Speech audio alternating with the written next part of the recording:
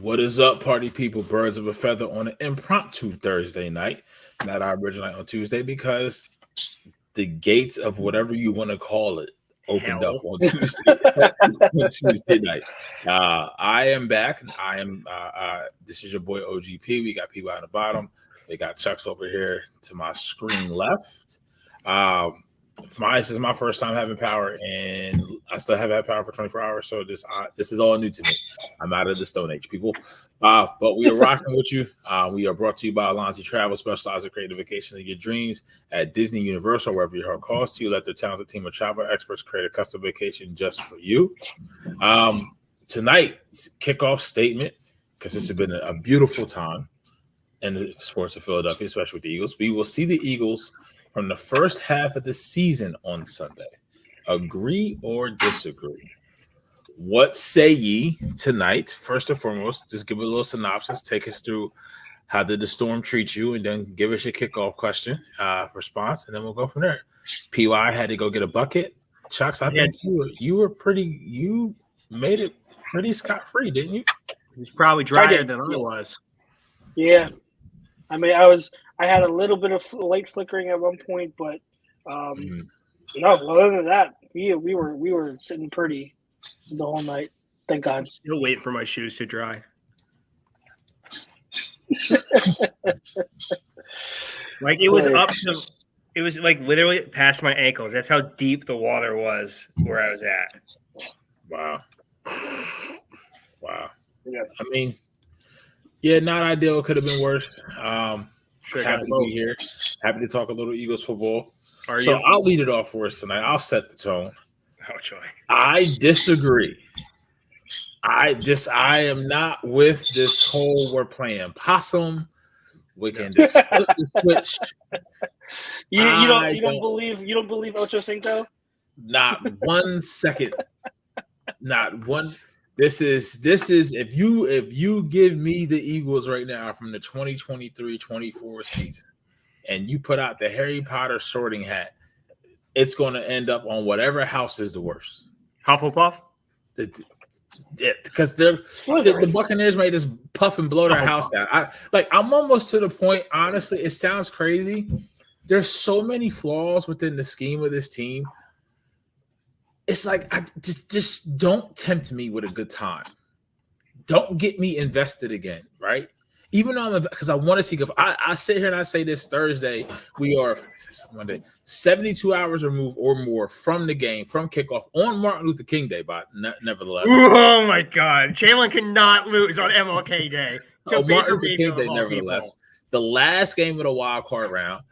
And I know by kickoff and by end of game, I'm going to want them to win, right? But it's like, and then we can see kind of how these games, because there's going to be upsets this weekend, people. We'll get into it, and whatever part of the show, it's going to be a concise show. There's going to be upsets, so you kind of set that tone. And this is to say that if we see the Eagles from the first half of the season, agree or disagree is our kickoff statement. I can disagree to this, and they can still win the game.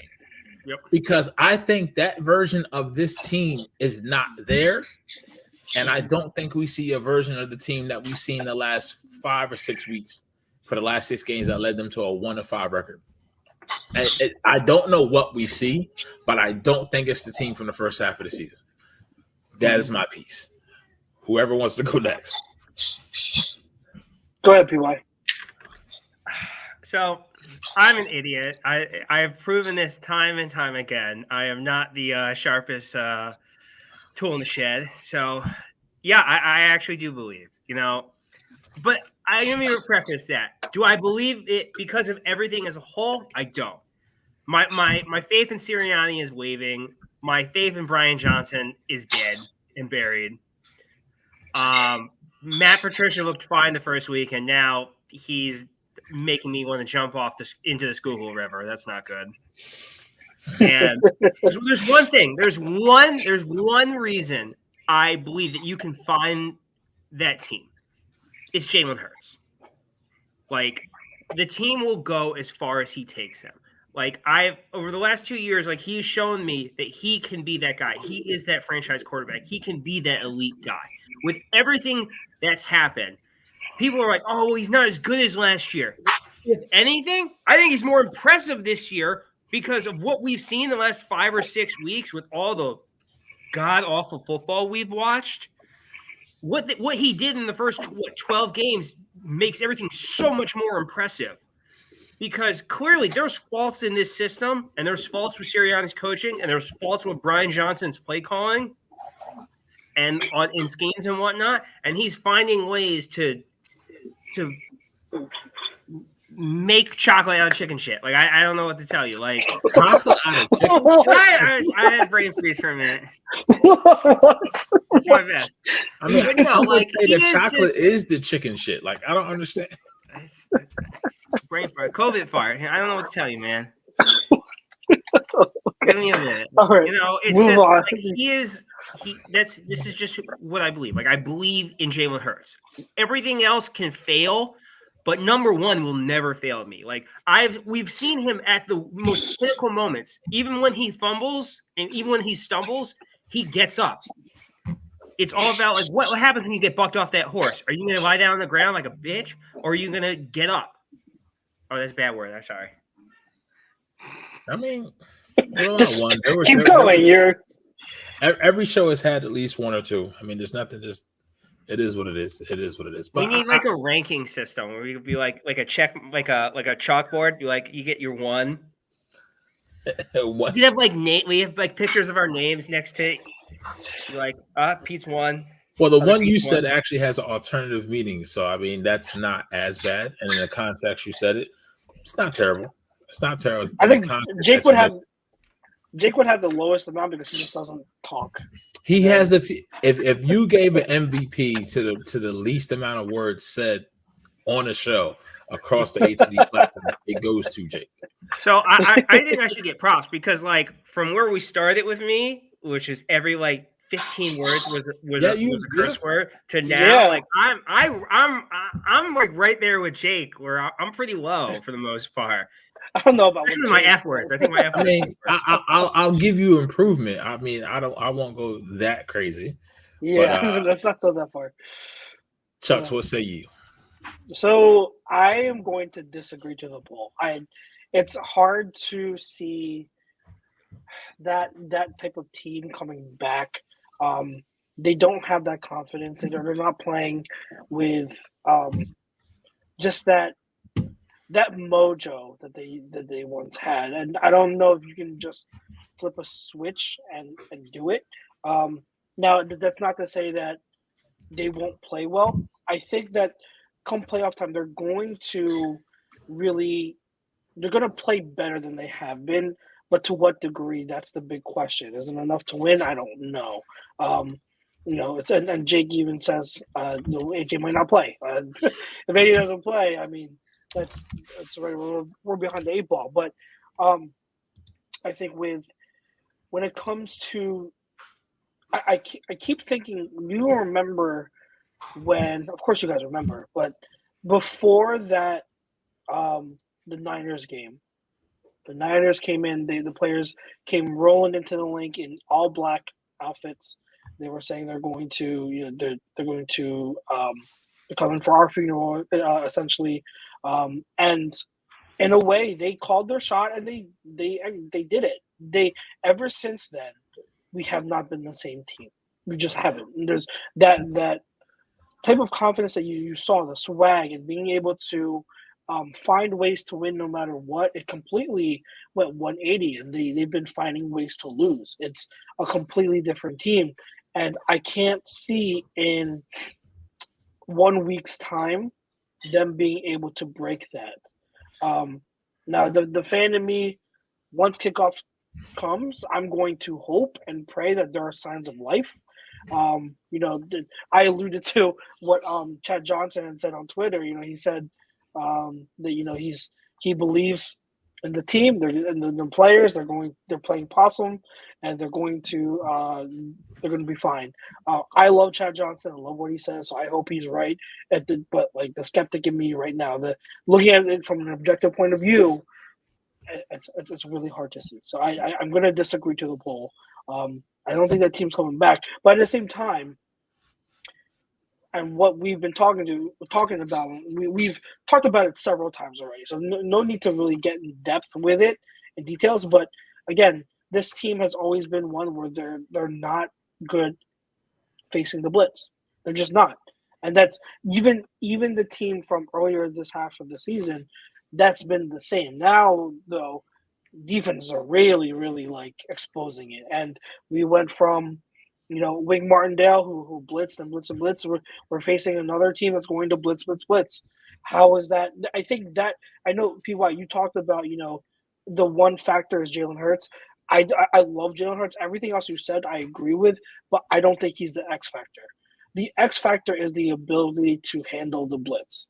That whether that's Hurts, whether that's Nick Sirianni and the coaching staff, Brian Johnson, being able to finally find solutions to attack the blitz, that's the X factor. If this offense is going to have success in the playoffs, not even just against the Bucs, but beyond that, even they've got to find ways to beat the blitz because they're just not doing it right now. There are no hot routes. There's nothing in the middle. There's nothing short to alleviate pressure. Like, it's not executing, and I don't know what it is about this team. And I know for a fact, like, it boggles my mind, guys, that someone like an amateur like me, just a nobody who has all 22 access through NFL Plus, I can sit down and just watch the same things over and over and over on film for the past 2 years be an issue for this team. But then professional coaches and players on an NFL organization are sitting down watching the same film, but actually spending more hours than I am, and they can't figure out a solution. They can't figure out that, hey, this is what's ailing the offense right now. They can't figure out that, hey, maybe call a hot route, maybe find something else to do. Like, it boggles my mind. I don't understand, because I like to give NFL coaches who are professionals the benefit of the doubt. I'm never one to say, oh, they're stupid, they don't know what they're doing. But at the same time, it's like, why is it going to this degree when everyone can easily see the obvious? I don't know. It boggles my mind. I don't know what's going on, but for some reason they just refuse to solve it, and I don't have any answers. But until that happens, I don't see this team being able to have any success, because the keys for them making any type of deep playoff run, it ain't the defense. We're going to have to outscore every single team. And we have the talent on offense to outscore every single team. But we don't have the answers against the blitz for our offense to succeed. That's what it comes down to. That's the X factor. So, what's that? No, just to kind of to expound on that, right? Anyone who's looking at this kickoff statement, and we'll get into the comments in a little bit, start running them down, who believes you can see this team from the first half of the season, and if anybody who believes more so, not just want to believe, but actually believes in what Ocho Cinco said, it's like, okay, so at what point, what made you want to do it now? Because at the time that after you lost the San Fran game, even after you lost the Dallas game, you were still in the driver's seat for the number one seed that had this week off and be chilling. So at what point did you decide to turn into a fur baby and play possum? Right? At what point did you decide to lay down and become roadkill for the Seattle Seahawks, to become roadkill for the Arizona Cardinals, to become roadkill for Tyrod Taylor and Tommy DeVito, Wink Martindale's swan song at this point now, because he resigned the next day. Mm-hmm. So you decided at that point to then become roadkill for those teams, those quarterbacks, and those players. And I mean, to be honest, the defense has gotten worse. We already knew the personnel was lacking behind the offensive side of the ball. But when they made the decision to go to the side from Patricia, from the side to Patricia, we're hearing now that may have come from outside of Sirianni's decision itself, which is too much meddling. But nevertheless, you spoke about as well, the X factor in this game isn't Jalen Hurts. It isn't Nick. It's really Nick Sirianni and the offensive scheme to be able to handle the blitz. How they're going to process from that. Here's the thing. People have revisionist history. Like every weekend here, everybody sit here and say 5 weeks ago, we're talking about Brian Johnson this, Brian Johnson that. He has not had an answer to the blitz since he started. He came here and became the coach, talked about flowers and sprouting and growing a garden with no answers for zero blitz. And we still haven't seen it. He even struggled with it with Steichen somewhat last year, but Steichen would pull a rabbit out of his hat in a play call and just have a better feel for the game and make something work, right? Everybody has to execute when you had a zero blitz, but it is there to be had, and you know Todd Bowles likes to have it and likes to come with it, right? So from this standpoint, like you said, I don't know anyone. And I'm looking in the chat, like Jake Friel says, he's not with us here. I think he's on his way home from work or just what he said he's busy, so he's not here. But we are. He says, I disagree. The Eagles haven't given us any reason to have confidence in them as they head into Monday. If we play Monday on how we played the last 6 weeks and we lose, it wouldn't surprise me if Sirianni gets fired. That's a whole nother can of wax, that last sentence. But yes, the first part of that, absolutely 100% agree. And honestly, Tampa Bay the last 2 weeks of the year hasn't played great, but you forget they have Godwin, they have Evans, they have Rashad White, they have a decent offensive line. Baker's banged up, don't get me wrong, but where they're strong at, you're weak.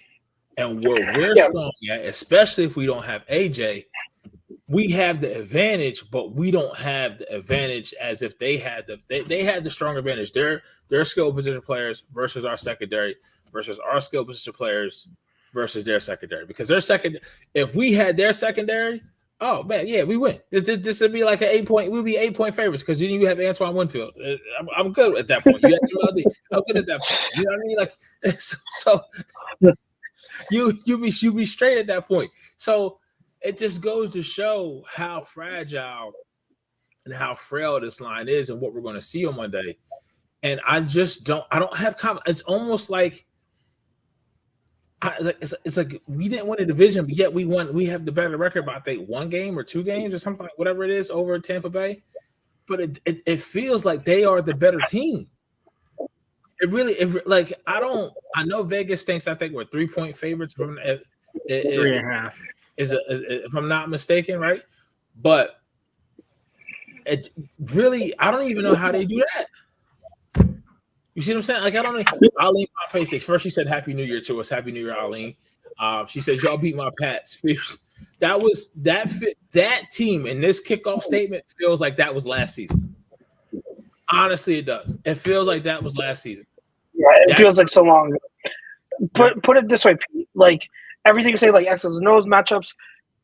Like let's simplify it like this: we lost to the Arizona Cardinals, who are one of the worst teams in the league, even with Kyler Murray. We lost to the New York Giants, who were flipping between Tommy DeVito and Tyrod Taylor.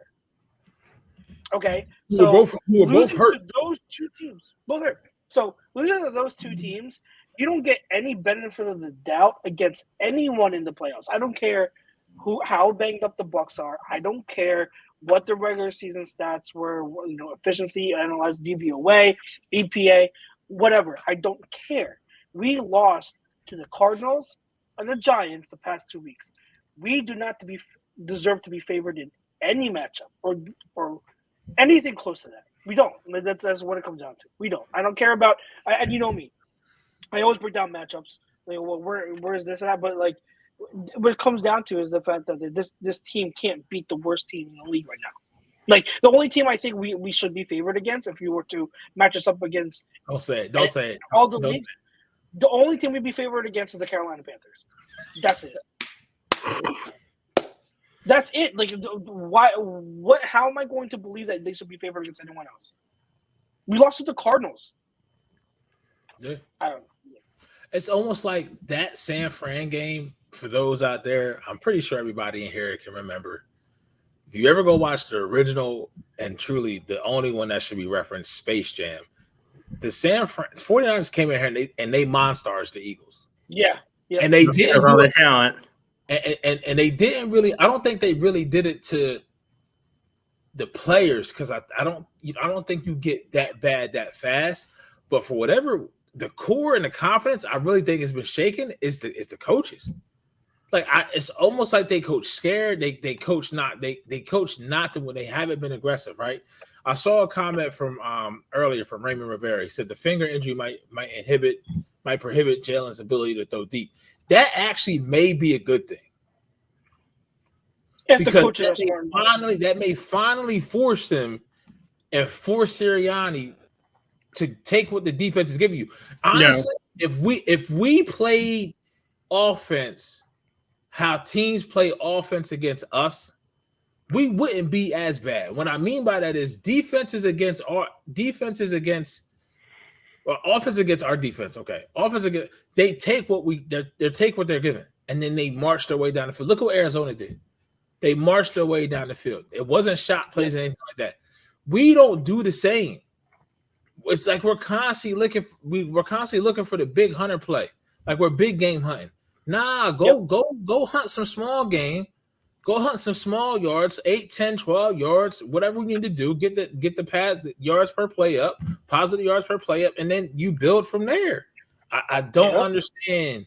I've never seen a team so obsessed with splash plays on both offense and defense. It's literally they only want to go for the splash plays on offense, and they're willing to screw themselves no matter what, as long as they don't give up the splash plays. Like, we don't care if they drive down the field, as long as they don't hit us with an 80-yard bomb. In the last 3 years, when was there is no bombs. Like, there's no bombs, but like you're also giving up like, oh man, there's a minute left, and they just drove down the field 90 straight yards. What the hell? Yep. I mean, if I'm Devontae, after that Seattle game, I'm probably ripping into somebody.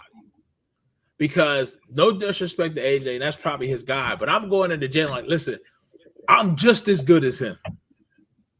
And I was wide open. I'm going right in front of AJ and Jalen. Who got a Heisman here?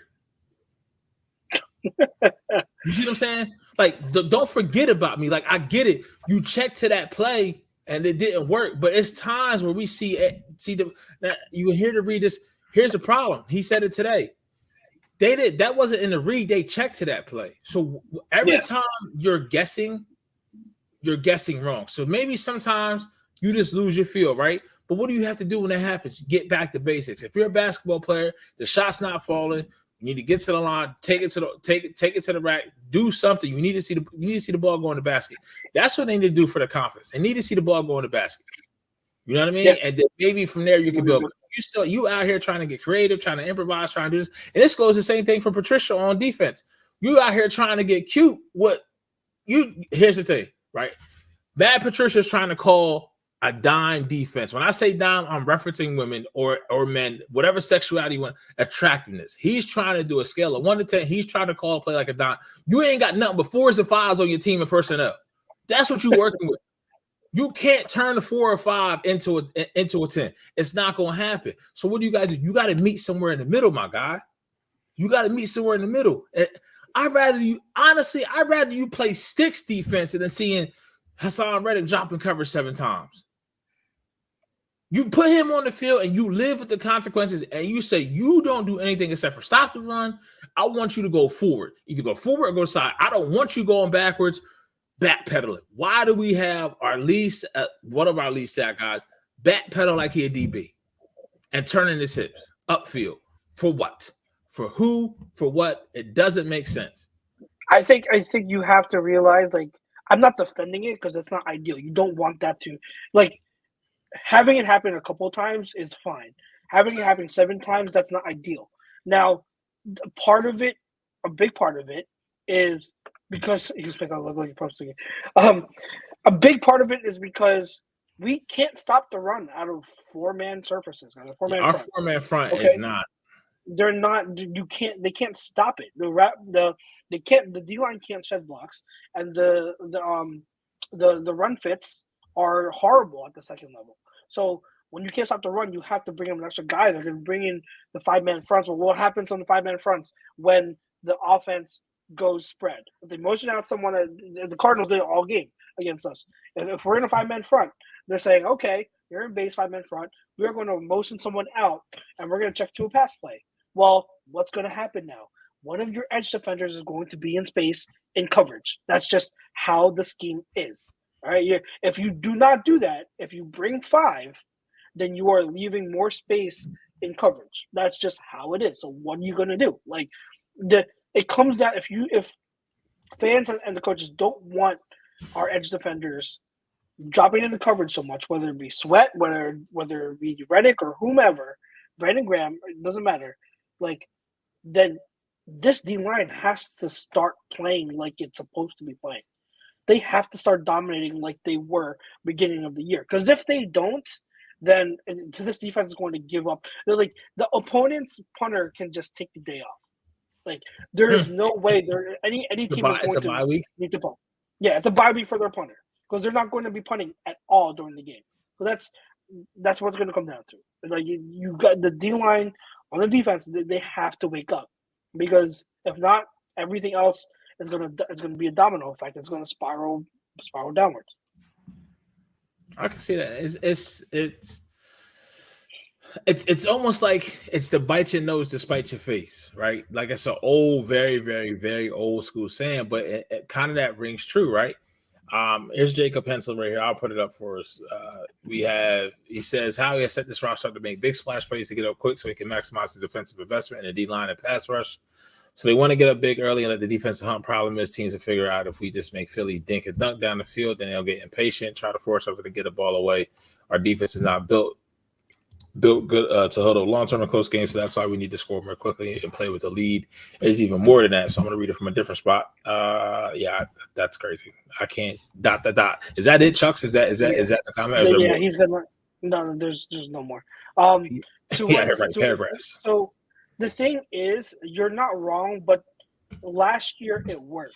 Last year, right? This offense was when we weren't getting the big plays. Uh-huh.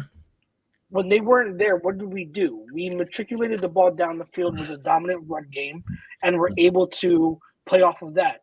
So what does it come down to then? If we're not going to be able to hit the explosives downfield in the pass game, we got to run the ball. Like, yep. We've got to run the ball, and we've got to run it well. All right. Like, again, this is everyone has been saying, run the ball, run the ball, run the ball. That's only half of the equation, guys. So running the ball, yes, that's true. We got to run the ball well and efficiently, because if we're getting 1 to 2 yards for every carry, that's not going to solve anything. We've got to run the ball more, and we've got to run it well. Yeah, and then also the league-wide too high safety has been played at a higher rate this year across the league. So just across the league, defensive coordinators are like, okay, like, we need to take some of these big shot players away, especially from a vertical perspective, right? So what do we do that? Too high safety. So that would then lead you to think and believe you would get more deep crossers. You can get depth, but you have to get depth across the field more from a post route or a crosser route versus depth just front to back.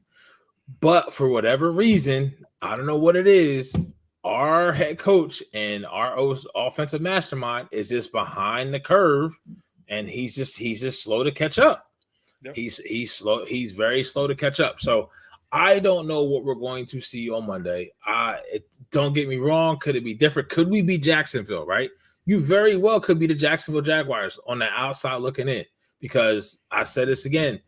I said it in our group chat.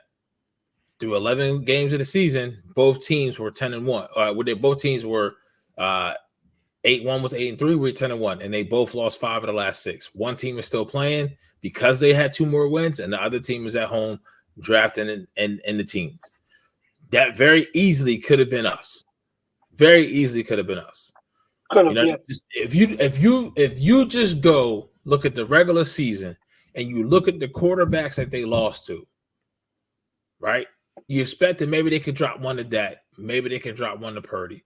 You lost to Zach Wilson when he was still playing. You lost to, maybe probably put Kyler in the fringe, but then you lost to Drew Lock and you lost to Tommy DeVito. You see what I'm saying? So, and Sam Howell pushed you to the brink. Pushed you to the brink twice. I don't like the writing. That's why, like, anybody with the kickoff statement who says, yeah, I agree. Like, dog, like, they have shown you that they were teetering here with this all season. All season. You see what I'm saying? So I know Martian, I hear you, but that's semantics. It was still a L at that point, right? It was still a L. So I don't know. PY, chime in. You can take the conversation wherever you want. You've been quiet for a while, so say something. Well, no, I mean, you guys were going off on your tangent, so I was letting you go. You know, I talked a lot in the beginning. But no, like, this team is just very frustrating, and it shouldn't be. Like, they've this is the funniest thing about this offense. They have overcomplicated a simple offense, which I don't understand how you do two at the same time. It's like trying to use long division with 2 + 2 = 4. Like, it makes absolutely no sense. That's probably the most profound thing you've ever said. Because even I was like, did he just say, did that just come out of his mouth? Man said you overcomplicated a simple offense. Jesus. Nick Sirianni, if this ever gets serious, when you have him, PY saying this about you, sir, please do better. Please do better. Oh, God, I miss Shane Steichen. I don't know. I have a fun one because I've been thinking about this. Right. Let's play a little time machine. Are you ready? Season ends. 2020. It's over. Doug's gone. You're making a decision. You have a choice of a few guys. There's Nick. You know, he's a possibility. Or there's a hot shot coordinator coming out of LA. Shane Steichen. Oh, okay. Would you go back in time and hire Steichen over Sirianni? Yes. That's interesting. I'm not there yet, but I'm very close. I don't know why you wouldn't be. But I'm not all the way out on Sirianni yet. I'm very close. But I just need something. That's literally it. Like, I just need, because I can't believe that team is just not there anymore, because we've seen them like I keep going back to the 2012 Ravens. They went 1-4 during their final stretch of games in 2012. Right. Where they were just up and down, up and down, up and down, up and down. Like, and they were able to figure it out in the playoffs. Like, are we the 2012 Ravens? I'm not going to say no. I'm going to say no. But like, you don't know. Like, sometimes for whatever reason, you can just figure it out in the playoffs. You can look, like, playoffs are just a different animal. Like, sometimes things click and sometimes things don't. Like, look at the Cowboys. They always look amazing in the regular season. And then whatever happened for whatever reason in the playoffs, like, they're idiots. Yeah, I've been leading the campaign for a while. Go ahead, Chuck. He was so, like, I'm trying to think of. Not trying to think. The last time a team made a deep playoff run or even just won the Super Bowl with a defense this bad was the 2006 Indianapolis Colts. Their defense was, I think it said, like 26th in DVOA entering the season, and then entering the playoffs. And then once the playoffs hit, you guys know what happened. Like, they, for somehow, some way, they turned it on and they were starting to play really well. So that's the last time a defense this bad has done and turned it around in the playoffs. Is it impossible? No, nothing is impossible. It's the NFL. Right. It's when that's the only team that has done it in recent memory. It's a very, very difficult task to pull off. Very difficult. I 100% unequivocally agree.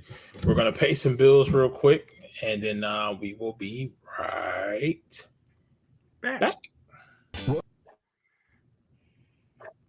Royal Billiard and Recreation, proudly celebrating 40 years, and our new, bigger showroom. Twice the size and twice the fun. More pool tables by Olhausen. More dartboard sets, including custom-reclaimed backboards. More bar and kitchen stools that can change a room. And more bars, including pre-built and custom. Hot tubs, skee ball, shuffleboard, outdoor, and fun. Royal Billiard and Recreation, your ultimate game room store. Now located on Bethlehem Pike in Colmar. In our family, food is our daily bond. My nonna, affectionately called Mama by many, found solace and joy in the kitchen, sharing her love through delicious creations. She turned her culinary passion into a flourishing business alongside her husband and sons in 1983. Celebrating 40 years is a testament to our exceptional team, friends, family, and beloved customers. With gratitude, we look forward to the future, expanding our brand to share the highest quality Italian food and wine nationwide. Our heartfelt thanks to everyone who has played a part in our story. Grazie mille.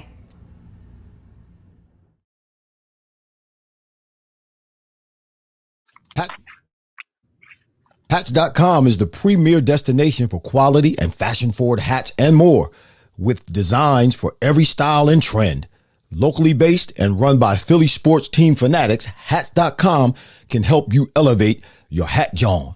Utilize the easy-to-use guides at Hats.com to find your perfect size and style, and shipping and returns are free. Hats.com. Find yourself in a hat. Use code Philly for 15% off your order. Hats.com. So there's all our beautiful sponsors, Carlino's, Royal Billiards, Hats.com. Check them all out everywhere. You can get their products. They are great. So we're going to take it away and steer it away from the Eagles conversation for a little bit, for a smidge, right? There's other games this weekend. Some of them you may have to pay if you don't have Comcast internet, what they're doing with Peacock, right? Which is weird. But I think you get the first game, if I'm not mistaken, is Browns-Texans. And then we got Rams-Lions on Saturday night. Bills Steelers on Saturday night, right? No. So isn't it Browns, Texans, and then Dolphins, Chiefs? No, I'm sorry. So Dolphins, Chiefs Saturday. Dolphins, Chiefs. 8. And then first game is what? It is Texans, Browns, correct? That is the first game. Texans, yeah. So how do you want to do this? Do you want to go game by game? Yeah, let's do it. Okay. I'm all ears, sir. You're driving this show. You're driving the wagon. I'm driving. Well, I mean, like, it's just predictions. Like, I think going into this game, it's going to be really intriguing. The Browns probably have the better team, considering better team, better roster overall. Because that defense, obviously, it's like arguably the best defense in the league. Arguably. I have to sneeze. Hold on. Oh boy. Yeah, so I think the Browns definitely have the better defense. You can say probably obviously CJ Stroud has a better future just because where Flacco's at. But if you really look at who's been throwing the football, they've both been great. Joe's he's been unreal. Like, he's playing like there's no tomorrow. Like, he's Shane Falco in the replacements. Like, there is no tomorrow, and that makes you very dangerous men. Like, that's what Joe Flacco is right now, because there is no tomorrow for him. Like, whatever he does right now is whatever he does. Like, he'll throw a pick, sure. Right. He'll fling it more than he's ever done in his career, because there's no worry. There's nothing he needs to care about. Like, he's playing probably the freest he's ever played in his career. I mean, to be honest with you, when you said he's playing like there's no tomorrow, there really is no tomorrow. You know what I mean? What else did you want to hit on from that game, Chuck? Yeah, real quick, I just want to hit on. I saw this one comment. I must have missed it, but just want to address this real quick. Mr. Reboot says Slay is one of the reasons the team is in turmoil. He is a me guy. Can I just say, everyone that's getting on Slay, like, grow up, because you get on the guy. You know how Slay is, okay? Slay is a jokester. He's a clown, and not in a bad way. He's like your class clown. He has fun. He makes jokes.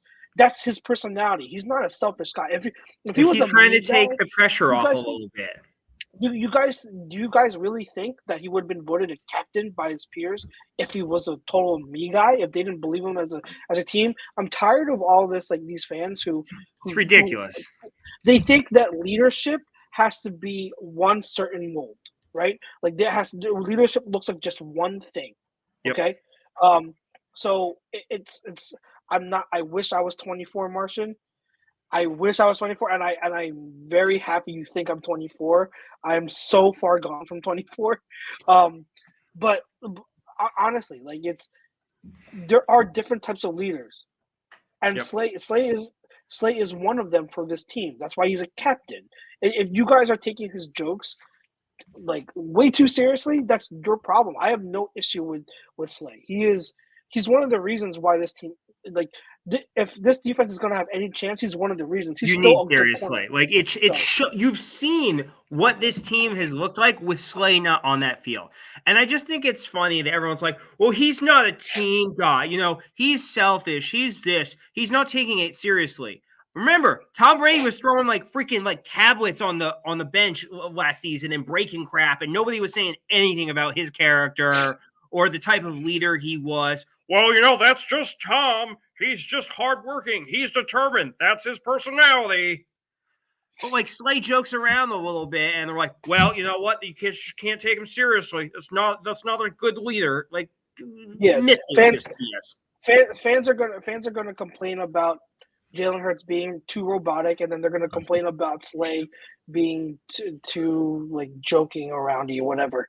I'm not here for it. Like, Slay is not one of the problems. So I had to address that because it's a common theme. It was a ridiculous around comment. social media. It's ridiculous. But anyway, and if you're going around and you're DMing his wife and saying stuff like you're a piece of crap. Like I'm not talking about Rudy Poo. I'm just talking about people in general because I'm always seeing people tag his wife and DM her, and I'm just like, what are you doing? She just wants to watch her husband play, enjoy her life, and make goddamn banana pudding. Like, leave her be. Like, it's ridiculous. Yeah, it is. But anyways, Browns Texans. I, for one, like, you would think like a year ago you watch this, if someone were to tell you this is a playoff matchup, you'd be like, this is going to be boring. But no, guys, like, this is going to be, I'm really excited for this. And I enjoy watching CJ Stroud so much. He is so fun. The real deal. He is so much fun. So, like, even though the Browns probably the better overall team, if Stroud just continues to carry that Texans team on his back, and I mean, they've got awesome players too. Don't get me wrong; like, they've got a good roster in their own right. I'm so excited to see what CJ Stroud, D'Amico Ryans, Will Anderson, like Nico Collins, all those young guys, like play in the playoffs. Like, I don't know if I'm necessarily rooting for either one, more so that I'm just like, I want to see an entertaining game. I think we're going to be an entertaining game from these teams. I can root for the Browns with Flacco as quarterback. I got 100% get my pom poms out, like, because like I really like the team when Baker was on there, and they were a lot of fun. And there's so many great Browns fans in general. They're like the AFC version of the Eagles, in my opinion. They're hardworking, they're determined. Like, they've dealt with BS. Like, you can't survive 20 years of what they did if you're not a hard working, like, insane football fan. Like, you know what I mean? Like, multiple 0-16 seasons would kill people here. Yeah, I like both of them. I like both teams, so I'm eager to see how they do, and I just hope for a good game. My cousin Sean says, "What's up? What up, Sean?" I'm sorry, you say cousin? Yeah, like, you cousin-in-law. He's married to me. Oh, okay. I was about to say. Okay. Why, you don't think we look alike? You don't see a resemblance? Not in the slightest. Sure. You guys are cousins, like the dudes from Remember the Titans are brothers. What are you, blind? You can't see the resemblance? That's my brother. There's only one team that beat the Ravens and the 49ers this year. Who is it? The Browns. Yep. I mean, Super Bowl bets in. I swear to God, nothing would be funnier than. Can you imagine that? They go deep in the playoffs. They beat Joe Flacco beats Lamar Jackson in the AFC Championship game and wins the Super Bowl for the Browns. Like, are you freak? The same year that Belichick retires, of all things. Like, yeah, it's I would say this is probably the nightmare matchup for the Texans, though. Yep. That's the hard part about it, because you're playing a team that has the best defense, probably one of the best defenses in the league from top to bottom, and then you're playing and the weapons that they have, and a quarterback on the other side can definitely he can spin it. He can spin it. And here's the difference, right? They played him earlier this year when CJ Stroud was out, right? And I think they killed him. It was like 36-7 or something like that. Well, now Jim Schwartz really can't rest on his laurels. Stefanski can't rest on his laurels because CJ's didn't play that game. I think it actually benefits the Browns that CJ's playing now because it's like, okay, we haven't played this version of the Texans. So that from a game planning perspective and how they're going into the film room, they're not going to take anything for granted, right? And then they may actually learn something more from watching the first game and watching more tape and how they can beat D'Amico's defense and what the basic rules are and figure that out. And they can run the ball. I mean, I would be shocked if the Texans win the game. And I can't believe the Browns. I think the Browns are underdogs in that game, if I'm not mistaken, according to Vegas. If I'm not mistaken. So, I haven't checked. I believe they're underdogs tonight. I think they are +3. I could be wrong. Let me just double check. All right, but second game, Dolphins at which Chiefs we will on Peacock. We will be watching. We will be watching together. Yes, Birds of a Feather outing. I mean, we'll probably be finishing up the Browns game by the time we get there. Yeah. We'll watch the second half of the Browns Texans game. But yeah, the Dolphins, Chiefs. Okay, this is tough to call because like the Chiefs are the Chiefs. I don't think so. You know what I mean? The Chiefs are the Chiefs. They have their struggles. They are the Chiefs. They're Patrick Mahomes, Andy Reid. They're playing at home. Blah blah blah. I don't know what type of Chiefs we're gonna get, and you got the Dolphins, whom I really like. However, man, they're banged up on defense. Like they are banged. I didn't know that. I forgot they lost Van Ginkel too. Van Ginkel. They lost their two best edge rushers. I forget how serious. I didn't look at it, but I know that Xavier Howard got hurt the last game too. So God, they are banged up. So like, if there's going to be a team that the Chiefs wide receivers in the passing game are going to be able to have some success against, it's going to Dolphins are one of the teams. So it's tough to say, but like you can also like, I think it comes down to the Chiefs. If they can commit to the run, the Chiefs will win. The Chiefs will win if they can commit to the run. But I don't know. Will they? Because if they don't, if they try to get in the shootout, if they try to air it out all game, the Dolphins can match that. The Dolphins can go toe-to-toe with them in a shootout.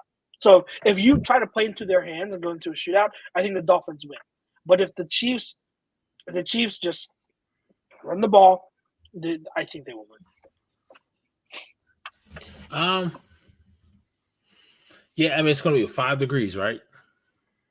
It's going to be it's going to be frigid cold. Yes. Yeah, I think the gig is up. The Dolphins is another one who I think if you look at the tail of this season, right? I would really say it was the tale of two cities, but you change cities to halves.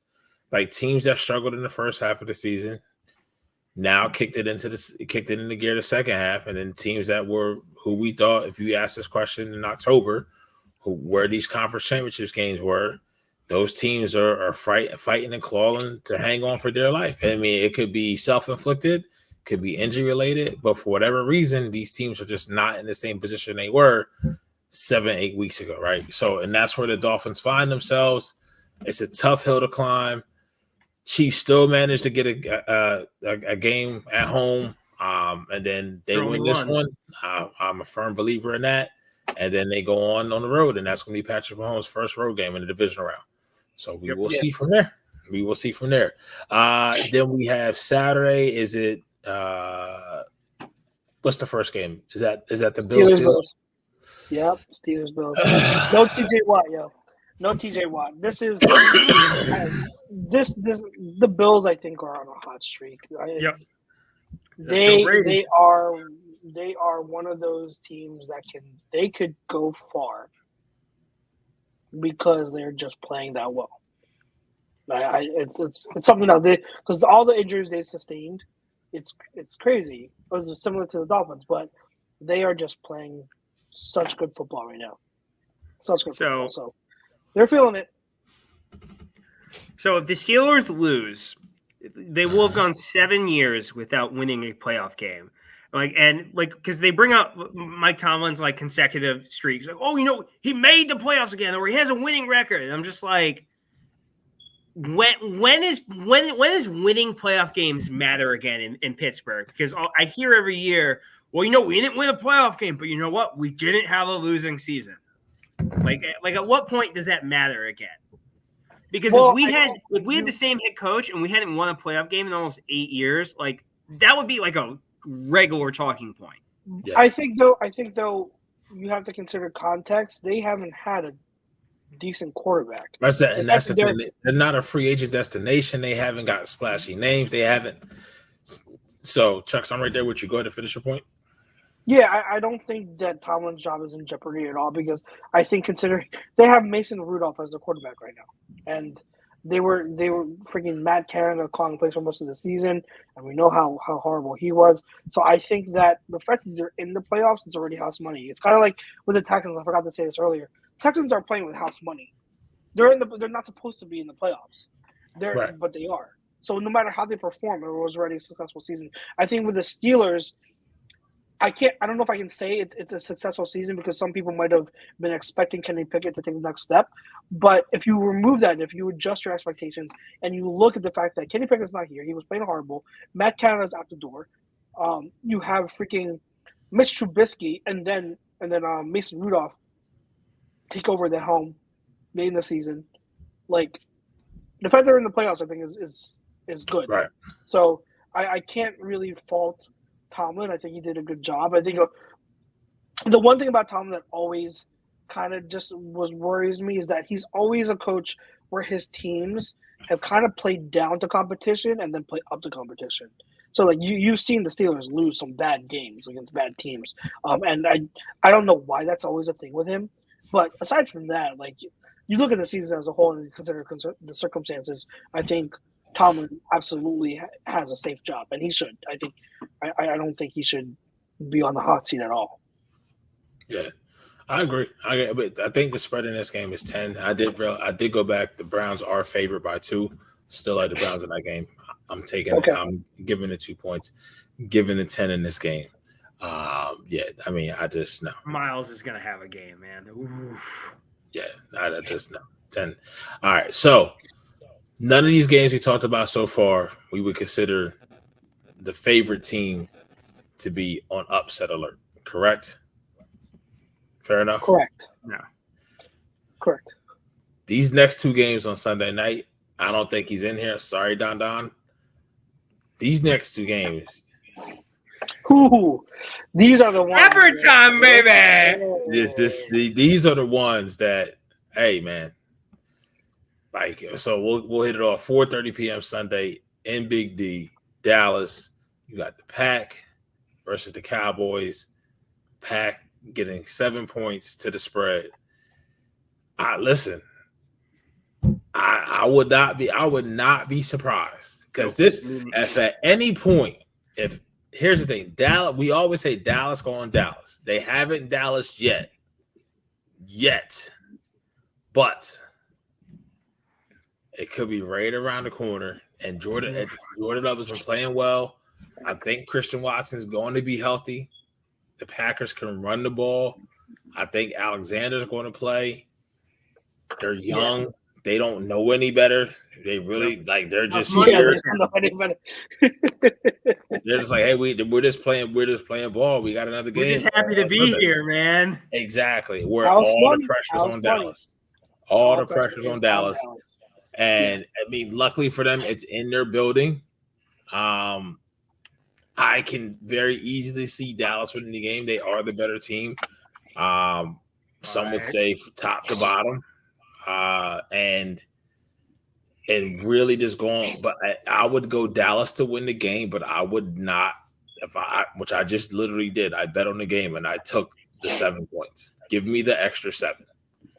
Mm-hmm. Give me the extra 7, and then I am not jaw on the floor surprised if Dallas loses on Sunday.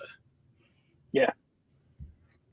Same thing. I have the same mindset. Yeah, I would favor Dallas.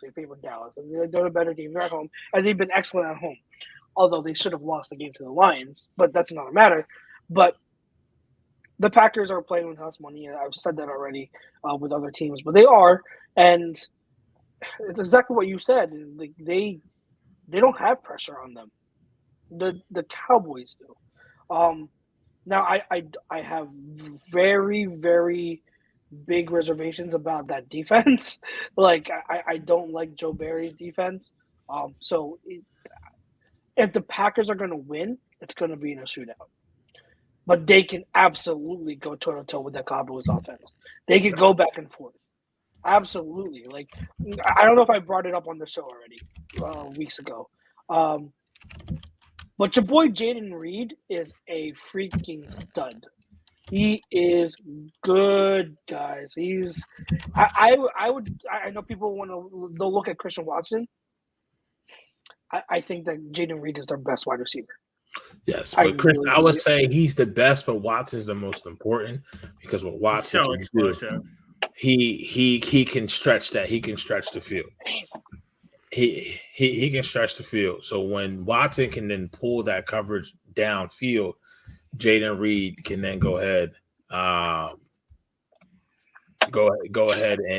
kind of eat up underneath. You know what I mean? Mm-hmm. You got AJ Dillon, you got Aaron Jones. And it's just different, bro. Like, and it's not. This is not to say like I want Dallas. I want Dallas to lose. I'm not sitting here like I'm not that type of Dallas hater, fan basher. You know, some people get on me for that because I just want to see good football. It's just they're in a spot to where this is just not because you're LaFleur has experience. Like he hasn't cashed in, but he's like he's gotten his team to NFC championship games. Like he has been there, right? So he has that experience. So it's a tough spot. We'll see. But I think we all expect somewhat. We wouldn't be surprised if Dallas lost the game, but we expect Dallas to win. But we don't like them to win by 7. Is that correct? Yep. Correct. Yeah. Okay. So then Sunday night, Rams Lions. Ooh. This is the marquee game. This is the marquee game of the weekend, guys. This is the marquee game. This is it. This is the nightmare matchup for the Lions, man. Yep. Oh God, could you, Don? If you wherever you are, if you listen to this, Don, the podcast. Nothing would make me laugh harder, considering I heard all offseason it's a different Lions team, man. You just don't understand about this team. They're going far. And for them to get knocked out by Matt Stafford would just be hysterical to me. Once again, we talked about the nightmare matchup for the Browns, right? I mean, for the Texans, this is probably the nightmare matchup for the Lions. I mean, not just from a football perspective, but you talk about all the intangibles. The one that you couldn't get, you couldn't build a team for him. So you have 2 quarterbacks who were traded and were involved in the same trade and swap places. One went on to win the Super Bowl. Jared Goff got a new contract and is building something here in Detroit. New talk of the town. And listen, man, Puka and Cooper, Jesus. Yep. And then I heard it. Listen, he could be a tool for sure. But Chris Sims said it. He said the top 2 running backs in the league right now, who for his money is Christian McCaffrey, and he said number 2 is Kyron Williams. And I know Chuck's Kyron Williams guy. Get out of here! Get out of here! Chris Sims. I will give Chris Sims credit for talking quarterbacks. I will never give Chris Sims credit for talking running backs. He does not know what he's talking about when it comes to that. He never knows what he's talking about. So business as usual. Kyron has been balling though. Kyron has been balling. No. Kyron is I'll be the first to admit Kyron has turned out to be better than I expected. He's played really, really well this season. He's definitely one of if you're talking about performers this season, there's no way he's not a top 5 running back this year, right? But like if you're going at like just general, like who are the best running backs in the league right now, I'm not gonna put Kyron Williams and say he's a better running back than some of these. Like there are a lot of other talented running backs who are in worse situations than Kyron Williams. He's capitalized on opportunities. And let's not act like he's in an insanely good system. He is, but he's playing. He's doing his part and playing well. But come on, Chris Sims, like there's a reason why you shouldn't be talking running backs. Like Kyron Williams is the second best running back in the league. I can't say that. But. Listen, I mean, on defense they're young. Who was it? The boy that they drafted that Kobe. God. Is it Kobe Turner? Is it Turner? Well, that's right. Sure. But him. Because their roster is full of guys. Just like, I still don't know their names. I just know they're playing well. Yeah, Kobe Turner. Kobe Turner at nose tackle. Yes, correct. So this is probably McVay's like best coaching job because we didn't think they would be here, and not just be here. Like they finished 10-7. You know, in the NFC South, they probably win that division, and they pushed the Ravens hard, and we already know Stafford can spin it, dude. And look, here's the thing: Nick Mullins in 2 games, he almost put up 800 yards against the secondary. You know what I mean? Like that defense, that Lions defense is trouble. Like they're not like trouble in a bad way. Yes. It's going to be whatever the over is. Take the over. Yeah. Take the over because I think it's going to be a shootout. And I would not be surprised, once again, if the road team won. And dare I say, I'm probably picking the Rams to win outright. I think, honestly, with the Rams, if they move on, the Rams could be someone that I can see also beating the Cowboys. Mm-hmm. I absolutely could see them beating the Cowboys. And can you imagine NFC Championship game Rams-Niners again? Well, no. So if the Rams win and we win, which I think we will, I don't know fucking how. I am not giving you X's and O's on Monday night. Just think that the Eagles win the game. If the Rams win and we win, by the Rams being the 6th seed, they go to San Fran. We go to whoever. Yeah. You're right. Yeah. So there is a scenario. If the last 2 games on Sunday go the way that I just picked them to go, and we win Monday, it's Rams, San Fran, and then us and Cowboys. Eagles, Packers. No. Oh, I'm saying if the Packers win, if the Packers win, it's Eagles, Packers, Rams, Niners. Yeah. But more likely than not, it's going to be Rams, Niners, and then Eagles, Cowboys. Now that's going to be crazy. Yeah, my God. Yeah, that would be crazy. That'd be crazy. That would be crazy. But I think the Eagles win on Monday. Who you got on Sunday? Who you Rams or Lions, PY? I got Rams all day. Okay. So Monday night, we'll go around and we'll get up out of here on this Thursday night. Where we at? Eagles win. I already said Eagles win. Don't know how. I think they win. Yeah, Eagles win. You could be that guy, Chucks. Don't be scared to be that guy. I think we lose. Okay. I think we lose. I have no. For the past, ever since the Seahawks game, I've been sitting in front of my TV saying maybe they'll do it. Maybe they'll make changes. Maybe things will be different now. And so nothing has changed. And I just don't see them presenting the answers against the blitz that Todd Bowles is going to bring. I don't see it. I think they're going to be arrogant and be like, no, it's okay. We can still beat them the way we've been doing it, and it's going to bite them in the butt. I hate admitting it, and I hope I'm wrong, but I think the Eagles lose.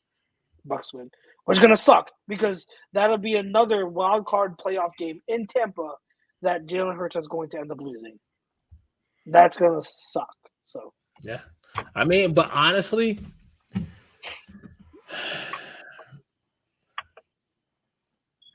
I may say this, and then we're going. I'm not going to say. Probably not going to say anything else. Sure. I almost kind of want them to lose because I see the change that needs to happen. No. And I don't know if it'll happen if they win. Because the league won't be like what it was in 2022 to 23 when you made it to the Super Bowl. For one, the schedule won't be that soft. We already kind of see who their opponents are next year. They're playing the AFC North, and I think the NFC South, if I'm not mistaken. But I know they're playing the AFC North. I know they're playing the AFC North again. Yes. And then defenses are playing you differently. So what would give you any credence that with the win that Sirianni's ultimately magically going to change it, right? You see what I'm saying? So the only way that I think he'll be forced to change, even if he stays, is it has to fall. Like, it's fallen. Don't get me wrong. Like, the castle has fallen around him, parts of it, but not everything is there. He hasn't had to put up the white flag yet. He hasn't been forced to surrender from his ego, whatever it is. A loss on Monday will force him to do that. It would force him to do that. It would force Jeffrey to do that. It would force Howie to do that. Because Howie, the problems that this team has on defense, outside of injuries and things of that nature, goes into the signings that you had in the offseason. Goes into the signings. So everybody has a part to blame in this, right? So an exit on Monday to a team who won a division, yes, but you have a better record than, and where it all ended in 2022, 2 years later, same thing happens. How do you come back stronger from that? But yeah, I mean, I can see it. I don't know. This is like probably the wild card game where I'm just so indifferent. I just don't know because it's not talent. Like, it's not talent based. Talented, they're the more talented team. But will they play like it? So, parting thoughts for tonight before we sign off. Go Birds. That's Is he a cousin-in-law too? Shit. I'm wearing my Kelly Green Westbrook jersey. Nice. Yeah, So I am rooting for them still. I'll be wearing a special jersey on Saturday. Absolutely. So I will say this, two things, and I'll leave you. Go Birds. If they lose Monday, Belichick watches on deck. Oh my god! Oh my God. I'll say this right now. I'll guarantee a Sirianni extension before Bill Belichick is a coach of the Philadelphia Eagles. We can put whatever you want on the line right now. Also, secondly, if Chucks has that jersey on, it's 36. Take that 3 off, flip that 6 upside down. That's who I think our running back is. For your boy Chucks, for your boy PY, it's your boy OGP. I'm so confused. Take the 3 off, turn that 6 upside down. What number is that? Please don't get What number is that? For the boys over at Birds of a Feather, we're going to catch you next Tuesday. Will the Eagles still be playing? I don't know, but peace. Stay safe. We are out of here.